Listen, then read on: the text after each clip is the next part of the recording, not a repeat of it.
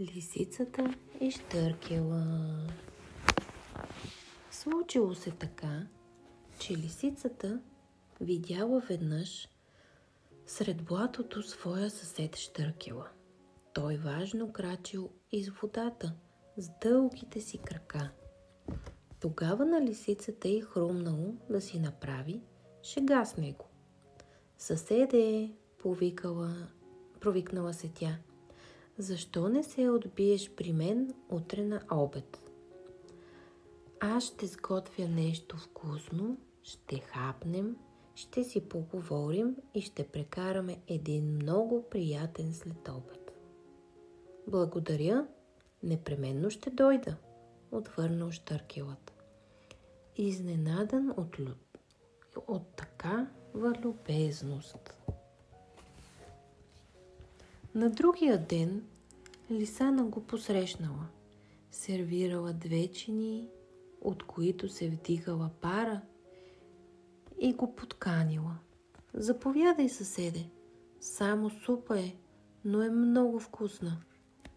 Тя заблизала сладко и с крайчица на окото си току поглеждала към нещастният щъркел, а на него наистина му се искало да си похапне.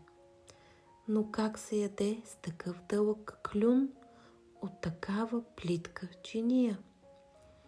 Той чукнал 2-3 пъти по дъното, разбрал, че лисицата е искала да му се подиграе, но с нищо не издал огорчението си. Само казал: аз днес май не съм много гладен. Така ли? Засмяла се лисицата. Тогава, ако не възразяваш, ще оближа и твоята чиния. Тя била много доволна.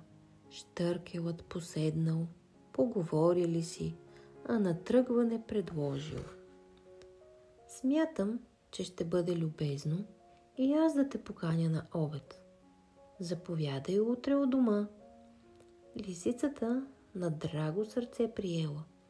Когато на другия ден дошла в дома на съседа си, той от кухнята дошъл ароматът на нещо много вкусно. Щъркелът е поканил на масата и донесъл 2 дълбоки гърнета с тесни гърла.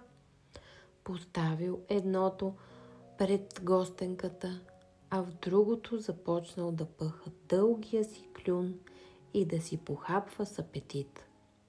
Лисицата тикнала нос в гърнето си, но успяла само да подуши вкусното ядене, а омайният аромат накарал стомахът й да се свие на топка от глад. Тя погледнала засрамено своя домакин, станала от масата и без да каже дума, гладна и засрамена, излязла през вратата. Така лисицата си получила заслуженото и от този ден нататък не й хрумвало да се подиграва с щъркел.